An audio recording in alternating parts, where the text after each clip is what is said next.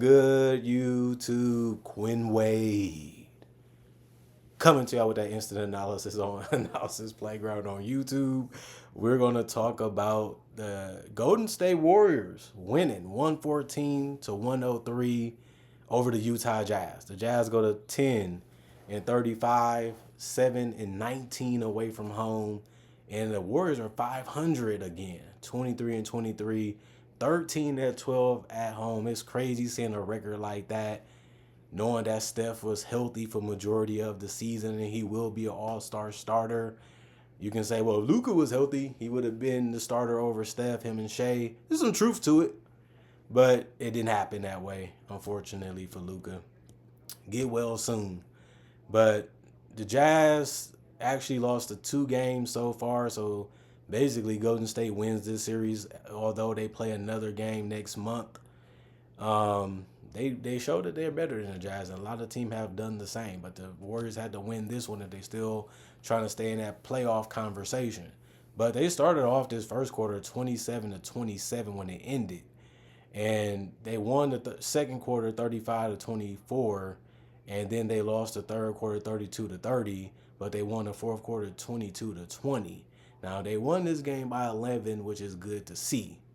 And the Warriors didn't have Wardell Stephen Curry Jr. today, but at the end of the day, they got it done, and that's what the Warriors fans was there for, to support this team to hope they can get it another win. But Drew Eubanks, 13 points, minus 8 and plus minus one personal foul, 4 blocks, 2 assists, 4 rebounds, 1 of 3 from the free throw line, 6 of 8 from the field. You like to see him getting double figures. He didn't do anything crazy. He played some great defense though, put a lot of effort into protecting the rim, and he had 4 blocks to back that up, and I liked seeing that from him. But Bryce actually had 8 points. He was a -2 and plus minus. He had 3 personal fouls, 1 turnover, 1 steal, 1 assist, 2 rebounds, 2 of 2 from the free throw line, 0 of 4 from three, 3 of 8 from the field. And Micah Porter started and got 30 minutes. He was 5 of 6 from the field, 3 of 4 from three. He had 7 rebounds, one of those offensive, 2 assists, 2 blocks, 3 personal fouls, -6 and plus minus 13 points. You didn't really get too much out of Bryce offensively tonight. He missed all the threes that he took.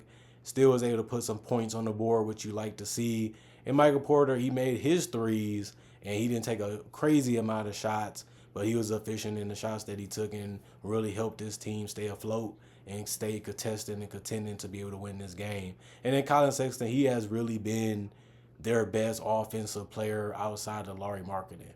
And nobody really saw that coming, but we knew he could play based on what he did in Cleveland, what he's been doing in Utah.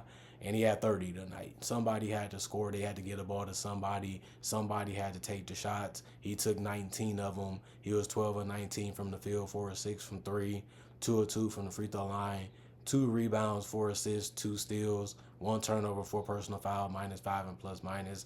Isaiah Collier, 5 of 9 from the field, 0 of 1 from three, 2 of 2 from the free throw line. He had 6 rebounds, one was offensive, 9 assists, 4 turnovers, 4 personal fouls, -7 and plus minus 12 points. I like what he did. He was attacking, getting to the basket, and doing a good job of passing the basketball to guys that was open, pushing the tempo, and trying to get as easy as looks as he can get for himself and his teammates. And Colin Sexton, you just gotta give this guy credit. He just knows how to score the basketball. He knows how to get to the rim. He knows how to get that little floater off. He can shoot threes as catch and shoot. He can shoot it a little bit off the dribble. He's a complete offensive player for his size. Kyle Filipowski, 4 of 5 from the field, 2 of 4 from the free throw line. He did have 3 rebounds. One was offensive, 4 assists, 1 steal, 3 turnovers, 2 personal fouls, -1 and plus minus 10 points. You like to see him get 10 points. This actually was one of the better games that he has had because he got his 20 minutes. When you got Kessler and Laurie, you don't need him as much. It makes sense. That's why he doesn't play that much. But he was a good grab because he has a lot of talent and he can also space the floor, and he also is a good mobile big.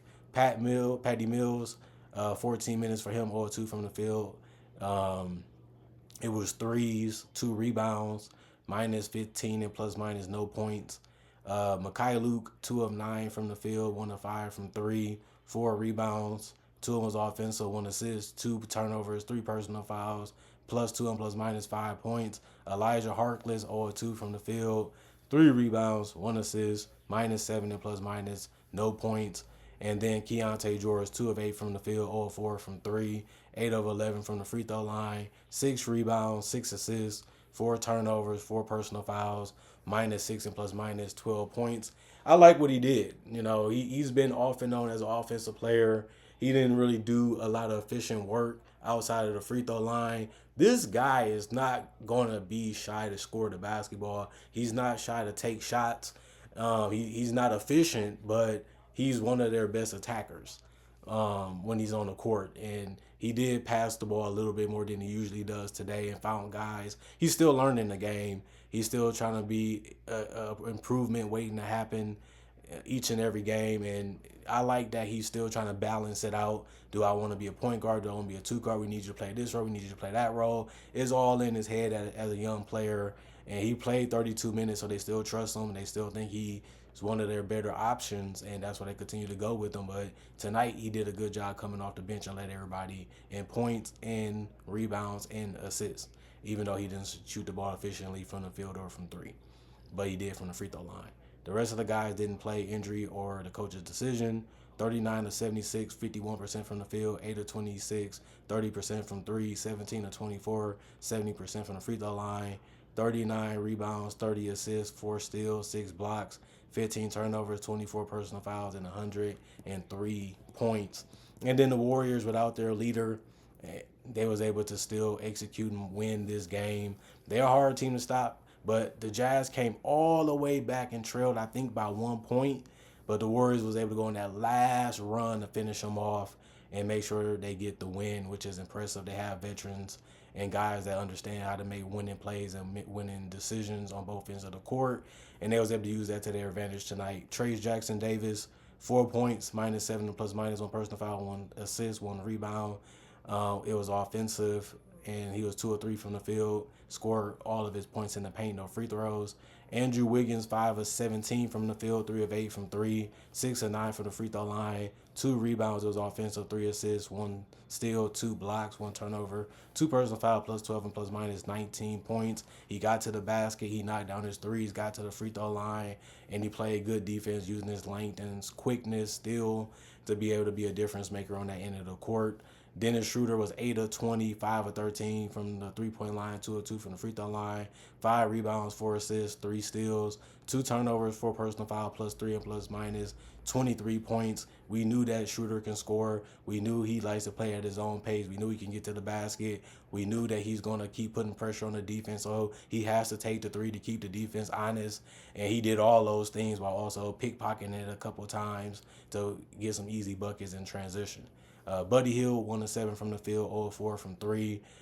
3 rebounds, 4 assists, 1 turnover, 2 personal foul, -12 and +/- 2 points. He really hurted them. He has to make his shots. He's a big part of what they do. They gave him a big role when they signed him, and they thought that he'd be able to fill it. He showed that he possibly could. They still have faith in him. They still believe in him. That's why he started tonight, but he has to do better from 3, and he has to do better offensively in general. But he does still fit their style of play and what they're going to do on both ends of the court. He just got to give them more than what he's been giving them lately. Moses Moody was 4 of 9 from the field, 3 of 6 from 3, 4 of 5 from the free throw line. He had 4 rebounds, 3 assists, 4 personal fouls, -2 and +/- 15 points. You love to see him getting double figures. You also love the fact that he knocked down his threes and was able to get to the basket and make the other one and get to the free throw line. I like what I seen out of him tonight. He was a little quiet on the mic, they were saying, but he picked it up when it mattered most. Kevon Looney, 3 of 5 from the field. He had 11 rebounds, 5 of them was offensive.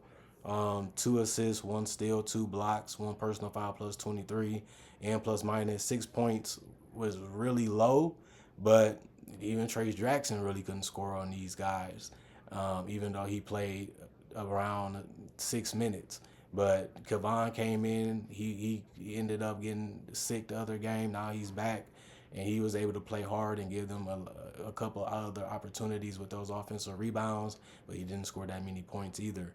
Got Guy Santos, 2 of 3 from the field, 0 of 1 from 3, 3 of 4 from the free throw line, 7 rebounds, 4 offensive out of that, 2 assists, 1 steal, 1 turnover, 2 personal foul, +25 and ±7 points. Kyle Anderson played 11 minutes. He was 3 of 4 from the field, 2 rebounds, one of those offensive, -4 and plus -6 points. Quentin Post was 3 of 10 from the field, 2 of 5 from three, 2 of 2 from the free throw line, 5 rebounds, 3 of them was offensive, 2 assists, 4 personal fouls, -3 and plus -10 points. He was one of the only guys getting double figures off the bench. Kyle Anderson, I liked it what he did. He slowed the game down. He got some baskets at the rim. He tried to score a couple points and he actually was able to accomplish that. And then you look at Santos. He didn't knock down the three he took, but he got to the free throw line and rebounded at a high level, showing that he can have his impact felt, and also got a steal.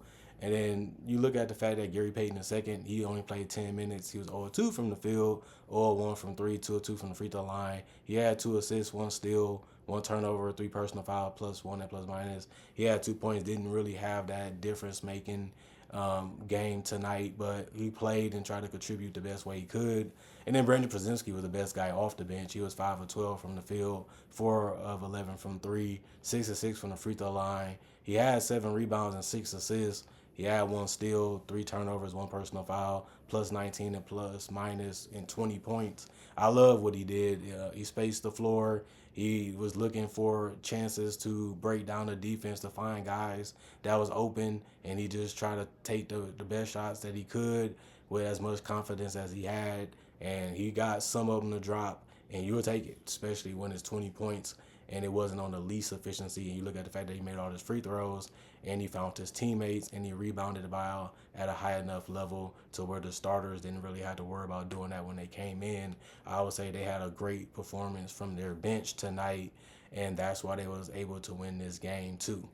36 of 92, 39% from the field, 17 of 49, 34% from three, 25 of 31, 80% from the free throw line, 47 rebounds, 29 assists, 8 steals, 4 blocks, 9 turnovers, 24 personal fouls, and 114 points. And the Warriors are beat up a little bit, toe up a little bit, but they still surviving, they still managing it. They're still figuring it out how to still get wins as much as they can as the season continues to go on. They're barely trying to cross that line and not get left behind. And we'll see what happens. It's going to be so close and so tight going down the stretch of this regular season in the Western Conference. And I don't really care who's 7th or 8th or 9th or 10th or 11th or 12th, because I like all them teams. So whoever gets in is going to be fun, and a play-in tournament is going to be fun in the Western Conference because all them teams got a superstar or an aging star or an up-and-coming star, or they got good teams that's going to make good competitiveness in the play-in tournament anyway, and that's the purpose of them doing it, to give us an extra little bit more enjoyment of the game of basketball from the best players in the world. And the Eastern Conference is not going to be bad either. We just hope they get a little bit more healthier. And that should be interesting and fun too. And then they can compete for the best challenge, which is the first and the second seeds in the NBA. But the Warriors, they really got to put some more effort on getting these guys ready to go, because they're in a situation where they might miss the playoffs. And that's how it's looking for them right now if they continue to play the way they've been playing lately. But they a team that can get hot. We know that. They showed that in the first beginning of the season. They have a guy that can close games and take over games and carry them in parts of games, and Stephen Curry. And some teams don't have that, but they do. And when I look at a team like what they did tonight against a team like Utah, these are the games that got to continue to win, and they're going to have to beat the good team that's on their level too. They beat teams like the Celtics and stuff like that. So they still saying, like Steph Curry said before, we can compete with any team. We can beat anybody. That's what we've proven. Well, you got to do it all the time at this point, as we're getting past the halfway point of the season, and now every game matters more. So we'll see what they do. We'll see if they can stay healthier, and we'll see if they can play a little bit better, or do they go all in for Jimmy Butler or somebody else to try to solidify themselves as a legitimate playoff team, which they're borderline one right now. Comment, like, subscribe, share, hit the notification bell for more analysis. And if you're new to the channel, I do conversation videos just like this in different variety, in different topics, and different subjects too. Not only that, I do breakdowns of real footage of legends, current legends, future stars, and rookies. I also do draft coverage and mock drafts too.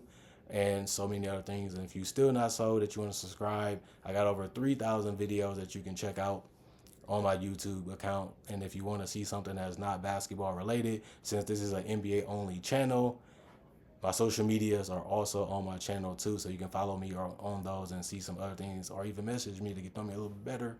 Those are all on my channel too. Thanks for putting analysis in your rotation. Thanks for putting this channel in your rotation this whole weekday and the weekends too, in this month in general. As we come to a close, let's make 2025 better than 2015. That's a goal, the only goal of this channel this year. Let's just improve and show that we're better than we ever been. That's a good way to look at it. You're wiser, you're smarter, you're hungrier, and you love and devoted to the game, especially basketball is what I do in my free time. And now I'm just giving y'all the knowledge that I have gained from the games and experience from playing and watching for so many years, and doing it with that analysis touch that you guys covet so much. And I appreciate it, and I love the fact that y'all appreciate the content for what it is, and that's a blessing. And thank y'all for blessing me. Hopefully I gave y'all something entertaining today. Hopefully y'all have fun with the games today. We didn't have too many of them, but it was still fun to get a little bit of a break and still be able to enjoy the games that was on today. Other than that, see you guys later today. Since it's the morning time, y'all might get this. And I'll be back in the evening giving y'all more analysis. I don't take a day off, so neither should y'all. No, I'm just playing. I'm just joking around with y'all, but I don't. Other than that, y'all have fun, and I'm gone for now. Y'all stay blessed up.